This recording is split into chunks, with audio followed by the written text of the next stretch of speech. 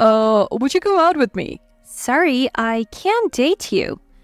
As a new employee, I had just joined the company and was approached by the company heir. I inadvertently turned him down coldly, then his attitude changed completely. Why would I want to date someone as plain as you? You're bothering me.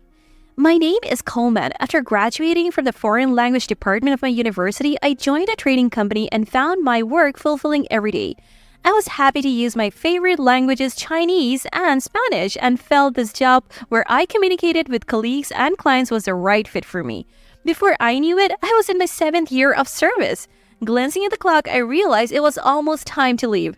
Hey, the place we're going tonight looks great. Indeed, I'm looking forward to it. My colleagues at the next desk were excitedly discussing a party. They were examining a photo apparently sent by the host, laughing and enjoying themselves. A party, huh?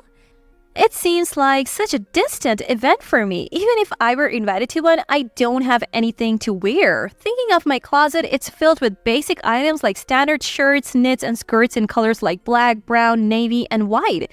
It's not that I'm not interested in fashion, but I always felt there were more important things for me. Plus, having moved from countryside to the city and living alone, I wanted to keep my living expenses as low as possible.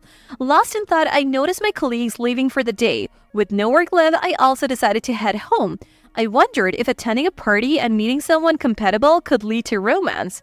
Raising my hand to my boss on the phone for a goodbye gesture, such thoughts crossed my mind and were quickly dismissed. Having never experienced love, I didn't even know where to begin. Feeling somewhat lost, I reassured myself that living at my own pace was fine and stepped into the elevator. Once outside the company, the wind on my cheeks was bitterly cold. I wrapped my scarf tightly and braced myself for the walk to the bus stop. The cold eased and the warm season arrived. The cherry blossoms brightening my heart began to fall, turning the streets pink. The petals dancing in the wind were beautiful, and I often found myself stopping to admire them on my way to work. One day, a new employee joined our department. His name was Mr. Watson, a male employee who had just graduated from university and joined the company as a fresh graduate. After completing his initial greetings, Mr. Watson glanced around at everyone in the department and let out a small mocking laugh. I suddenly remembered a rumor I had heard earlier. It was that Mr. Watson was a company heir. Although I had only heard it as a rumor, observing the director's behavior, it seemed likely that he really was the company heir. I reminded myself to behave respectfully, especially since the director had approached me to be Mr. Watson's mentor. Miss Coleman, please take care of him. Nominated, I nodded and began introducing myself to Mr. Watson. Weeks passed. Mr. Watson, being a graduate of a prestigious university, was quick to learn his job. However, he often left his desk during work hours, chatted with female employees, and started conversations unrelated to work, which made me anxious. Once, when a client he was dealing with called urgently, I found him absent from his desk and had to handle the situation myself. Later, when I found Mr. Watson and expressed my concerns about his work attitude, I was just asking people about work-related doubts. He defended himself. Such matters should be directed to me, your mentor. But, Miss Coleman, you seem busy with many cases. It may seem hard to approach me when I'm busy, but feel free to ask. Wouldn't it be rude to interrupt your work? Maybe we could discuss it over a meal outside? A meal outside? Honestly, the idea of going somewhere with Mr. Watson, the company heir, outside of work was daunting. It seemed exhausting to be so cautious. However, if you really wanted to learn about work as his mentor, I should listen, and refusing a meal invitation from a company heir seemed more disrespectful. So I accepted Mr. Watson's invitation. I'll find a place. And he smiled cheerfully. Seeing his untroubled smile, I felt a twinge of sympathy for Mr. Watson, always labeled as the company heir. On Friday, after work, I went for dinner with Mr. Watson. I had thought that a nearby pub would be fine, but I was puzzled as I entered the restaurant he had chosen. Inside, dim lighting and soothing music set the mood. Overwhelmed by the special atmosphere, like one for a couple celebrating anniversaries, I realized it wasn't the place for work discussions, just as I feared. From the appetizers to the after-dinner coffee, Mr. Watson barely touched on work. Our conversations revolved around my college days, my parents' home, how I spend my weekends, Mr. Watson's hobbies like yachting, and his social circle. Despite Mr. Watson offering to treat me, I insisted on paying for my meal. I then asked if he was sure he had no more questions about work. Are you sure all your questions are answered? Yes, they are. I don't understand Miss Coleman, whom I had always been curious about. Let me take you home. As Mr. Watson tried to hail a taxi, I said, I'll take the bus, and started walking towards the bus stop. Looking back secretly, I saw Mr. Watson getting into a taxi. What was he talking about? I couldn't figure out what Mr. Watson wanted. He said he came to dinner to clear up work-related doubts, but we hardly talked about work. How were his doubts resolved? I just wanted to get home and sleep in my warm bed. Feeling perplexed, I hurried home. After that Friday dinner, there was a noticeable change in Mr. Watson. He stopped wandering around unnecessarily during work, sat quietly at his desk, and responded promptly to phone calls. That was good. But instead of talking to other colleagues, he significantly increased his interactions with me. I answered work-related questions and ignored personal ones. Frustrated, he started weaving personal topics into work conversations. Occasionally, he complimented my appearance and personality, making me conscious of the other colleagues' glances. One day, I was working in a vacant meeting room to avoid Mr. Watson, but he found me there. You don't have to avoid me. Even I, inexperienced in romance, could sense that Mr. Watson had developed feelings for me. He approached and grabbed my hand, which was typing on the laptop. Startled, I instinctively pulled away. I can't be in a relationship with you, Mr. Watson. Thinking back, maybe I was too cold. Mr. Watson, with wide eyes, left me alone in the meeting room. During lunch, I noticed colleagues near the entrance shop. They were whispering as soon as they saw me. What was going on? That was the first sign of discomfort. From then on, my colleagues' attitudes towards me grew colder. They hardly responded to my greetings, let alone engage in small talk or work-related discussions. Confused and at a loss, I wanted to understand why, but everyone seemed to be acting the same way. I don't think anyone trusts Miss Coleman anymore. Mr. Watson approached me as I was away from my desk, distressed. What do you mean? People who don't know their place are a problem. Someone plain like you probably doesn't look properly in the mirror. That's why you can delude yourself. What delusions are you talking about? Why would I want to date someone like you? It's unpleasant. You're a nuisance. Hearing Mr. Watson's words, I finally understood everything. It seemed I was misunderstood as a woman who, thinking she was being courted, had been pressuring colleagues. Probably Mr. Watson spread this rumor. Despite him holding my hand, suggesting his interest, he turned it around on me. The thought of him doing this out of spite made me tremble with fear. But the real terror was yet to come. Colleagues whom I had worked with for a long time and thought would not believe Mr. Watson's words suddenly changed their behavior towards me. Their harsh words and cold attitudes gradually wore me down. Once when I tried to finish a task for a busy Mr. Watson, he snapped at me. This is my work. I don't like you touching it without permission. Don't interfere. She's always so quick to jump in. Others laughed over someone's remark. That was my breaking point. I broke down silently, and before I knew it, I had left the office. When I regained my senses, I was at home, staring at the night sky and a faint crescent moon through the curtains. Seeing my distress, the company later transferred me to a small branch in the suburbs. Though I wanted to continue working at the headquarters where I could gain more experience, part of me felt relieved to leave that toxic environment, which saddened me. As I left the office where I had worked hard for 7 years, my colleagues sent me off with a mixture of guilt and concern. Holding the farewell bouquet, I thought about how everyone must have felt pressured to confirm to Mr. Watson the company heir. But regardless of what they thought, their cold attitudes and words had deeply hurt me. Confused and without answers, my last day at the headquarters ended. My new workplace was in a green regional city. Driving to work every morning, I enjoyed the light traffic and absence of congestion. The view from my window eased my mind, slowly melting away the unresolved issues from the headquarters. After nearly 6 months at the new office, I became the section chief. With my experience from the headquarters, I was able to help my new colleagues, gradually regaining my confidence with their gratitude. Young and pretty women like you are always welcome here. The colleagues at the branch like to joke around, and the older employees often make light comments like that. Honestly, even if it's a joke, comments about my appearance hurt. They remind me of Mr. Watson and my days at the headquarters, leaving me at a loss for words, but then help came my way. Isn't that kind of comment bordering on sexual harassment? As I struggled to respond, Mr. Brooks, a senior colleague at the branch, came to my rescue. I'm sorry, Miss Coleman. Be more mindful.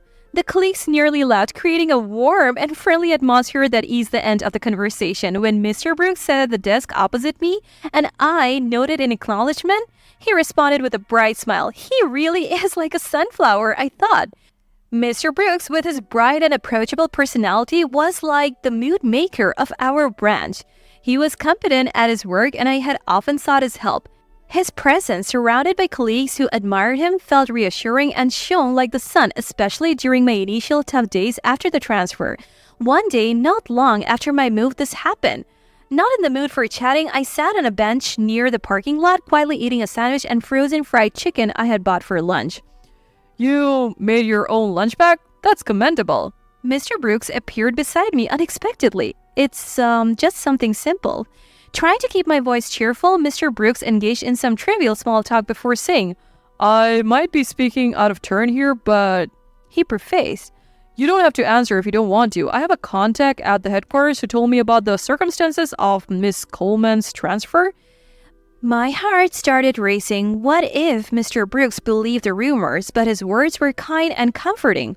I've heard about your character and work reputation. It must have been tough, but most people don't believe those baseless rumors. Let's work hard together in this new place. Thank you, I said, feeling relieved and unexpectedly standing up. I noticed then that Mr. Brooks was quite short, about my height or maybe even slightly shorter. I wondered why he always seemed so large and dependable in the office. It was as if his unassuming and endearing presence had a disarming effect, easing any sense of caution. Let's do our best, he said, and I nodded emphatically. As my relationship with my colleagues grew stronger and my job responsibilities expanded with my promotion, my motivation increased. Then, a young sales representative made a mistake by forgetting a client meeting. Although the error was covered by other sales staff and resolved without major issues, a deep conversation with the young representative revealed a struggle with the workload. I saw this as an opportunity to rethink our work methods. With Mr. Brooks and few veteran employees, we formed a team to discuss job assignments, flexible working hours for parenting, and various other aspects. Through individual interviews to understand everyone's situation, we adjusted and soon saw changes. Despite reduced overtime, productivity clearly increased and the branch's performance improved rapidly. Our team was thrilled with the success, and upon receiving a request from the headquarters to explain our rapid improvement, Mr. Brooks and I were chosen to represent the branch. Entering the headquarters again after a long time brought back nostalgic scenes. I had feared that the memories of my difficult days before the transfer would haunt me, but instead I felt proud of my old workplace and wasn't perturbed. In fact, I stood there proudly, feeling honored by our achievements. As employees from the headquarters complimented us, Mr. Brooks and I exchanged pleased glances. While discussing where to head next, a familiar voice stopped us in our tracks, making my heart leap. It was Mr. Watson. The president has requested to see you. Please, follow me. Mr. Brooks stepped forward to lead the way, shielding me as we headed to the president's office. Upon entering the room after a knock, the president greeted us with a smile. I have heard of your achievements. It's excellent that you have tackled improving the work environment. The system is well thought out. We would like to implement it at the headquarters too. Thank you. The detailed plan was mainly developed by Miss Coleman here. I couldn't have done it alone. So, you're Miss Coleman. Mr. Brooks, who has an impressive sales record, speaks highly of you. Such a capable person should marry Richard and support the company. I'm open to that idea. After all, we have worked together before, and we even enjoyed a meal at a fancy restaurant. Is that so? Then this will be a quick conversation. As the conversation took an absurd turn, I showed my refusal. I must decline that offer. Mr. Brooks spoke up in my support. Is he the president's son? Yes, he's currently gaining practical experience at the headquarters for his future. I've heard from colleagues here about frequent, unexcused absences disrupting work, poor treatment of women, baseless accusations, and intrusive personal conversations interfering with other employees' tasks. That's a lie. We have evidence. Mr. Brooks played a video on his mobile phone showing Mr. Watson's work attitude. This was filmed by a colleague at the headquarters. They felt guilty about filming without permission, but everyone's productivity was dropping, and it seemed like the only way to address it. This is a matter that affects the company's profit and loss. While I was confused, Mr. Brooks continued to push the conversation forward. Despite her outstanding performance, Miss Cole was unfairly transferred due to baseless rumors spread by your son. I have compiled statements from employees who worked in the same department at the time. Please have a look. Shocked by Mr. Brooks' initiative, I was speechless. After reading the documents, the president in a low voice asked his son to explain. Richard, what is this about? Dad, this, The president, seemingly angry upon learning about his son's conduct, glared at Mr. Watson. In a fluster, Mr. Watson tried to talk his way out, but we left the president's office, leaving him behind. A few weeks later, during a quiet break when the office was empty, I was admiring the vibrant green of the mountains outside the window when Mr. Brooks came over and shared some news. Apparently, Mr. Watson had been let go from the company following the incident in the president's office. The president, infuriated, offered no help, and Mr. Watson had trouble finding another job, causing a stir until his final day. That's the trouble with being a company heir, I thought, feeling somewhat detached. Does it give you some closure? Mr. Brooks jokingly asked. It's irrelevant to me, I replied, opening a new project file. You have a beautiful face, Miss Coleman, he said after a pause. My hand stopped in surprise, but surprisingly, I didn't feel uncomfortable being complimented on my appearance. In fact, I was pleased. Thank you. Mr. Brooks continued with a shy smile. You're very beautiful, without much makeup, not wearing flashy clothes. Simple and unadorned, yet you work and smile happily. That's really nice. Hearing him say that, I thought Mr. Brooks himself was really nice. So I told him just that. Thank you. Mr. Brooks, smiling in response, still had that cute sunflower-like quality, yet seemed as dependable and significant as the sun. Soon, we began meeting outside work, somewhat like casual dates. Our branch's performance continued to excel, and the labor improvement system I developed was making a positive impact at the headquarters. Though there were times of despair, the supportive environment with trusted colleagues made it all worthwhile. Maybe it was even a blessing in disguise. It seemed that even seemingly adverse events could lead to good outcomes if one stays sincere. Lately, I have been feeling the profound depths of life more keenly.